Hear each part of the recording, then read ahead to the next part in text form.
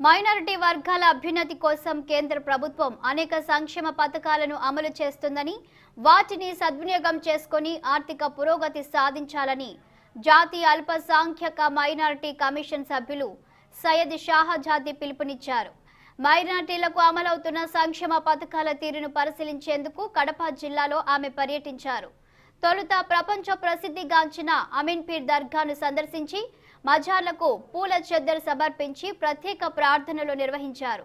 దర్గాకు విచ్చేసిన సయ్యద్ షాహజాదీకు ముజావర్లు దర్గా సాంప్రదాయం ప్రకారం ఘనంగా స్వాగతం పలికి దర్గా విశిష్టతను వివరించి ఘనంగా సత్కరించారు.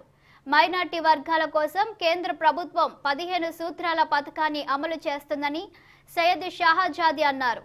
అవి అమలవుతున్న తీరుపై జిల్లా కలెక్టర్ ఎస్పీలతో సమీక్ష నిర్వహించనున్నట్లు తెలిపారు. రాష్ట్ర ప్రభుత్వం అమలు చేస్తున్న పథకాల గురించి అడిగి తెలుసుకోవడం జరుగుతోందన్నారు.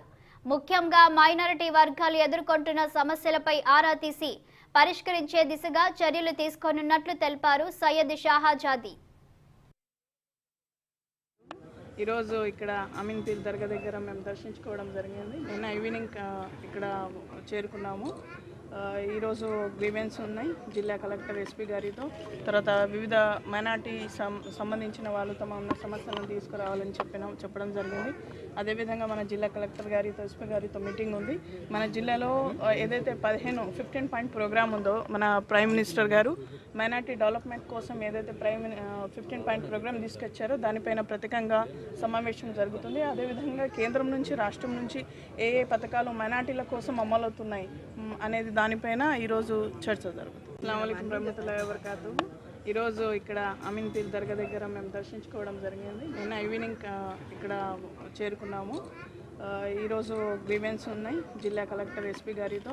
తర్వాత వివిధ మైనార్టీ సంబంధించిన వాళ్ళు తమ ఉన్న సమస్యలను తీసుకురావాలని చెప్పడం జరిగింది. అదేవిధంగా మన జిల్లా కలెక్టర్ గారితో ఎస్పీ గారితో మీటింగ్ ఉంది.